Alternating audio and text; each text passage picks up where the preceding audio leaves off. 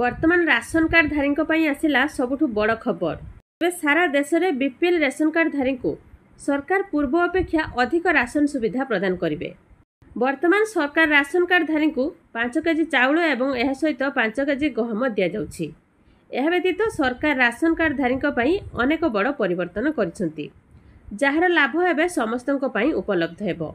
वर्तमान समस्त ration card धारी मानकु 5 किलोग्राम गहम एवं 5 किलोग्राम चाउल बदल में 10 किलोग्राम गहम एवं 10 किलोग्राम चाउलर सुविधा दिज्व। जदि आपण मध्य एक राशन कार्ड धारक अटंती एवं राशन कार्ड माध्यम प्रदान करा जाउथिबा राशन लाभ प्राप्त करछंती, तेबे आपण वर्तमान ठारू अधिक राशन लाभ मध्य पाइबे। यह व्यतीत समस्त राशन कार्ड धारी को सरकार किछि आर्थिक सहायता मध्य प्रदान करने को जाउछंती। वर्तमान सरकार राशन कार्ड धारी को 2000 रु 5000 टंका पर्यंत आर्थिक सहायता प्रदान करने को जाउछंती। एई आर्थिक लाभ देशर कोटी कोटी परिवार बहुत साहाय्य पाइबा आरंभ करेंगे।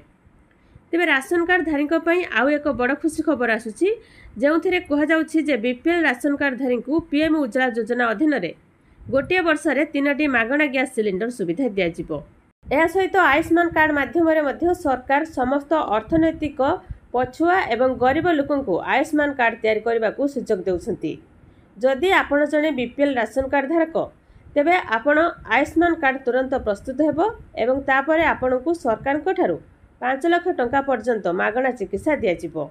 तेबे सबुठु बड़ कथा हैला कि तेबे गणमाध्यम रिपोर्ट रे कहा जाउछि जे वर्तमान समस्त राशन कार्ड धारी को 5 किलोग्राम गहम एवं 5 किलोग्राम चाउल बदल में 10 किलोग्राम गहम 10 किलोग्राम चाउल सुविधा दिज्व। जदि आपण मानक पाखरे राशन कार्ड अछि, तेबे आपणकु एही सुविधा मिलबा को जाउछि। आउ आपण माने केउ जिल्लार भिडियोटी देखुछंती कमेंट माध्यम रे कहिबे। भिडियो को लाइक करिवे, चैनल को सब्सक्राइब करके रखिथिबे।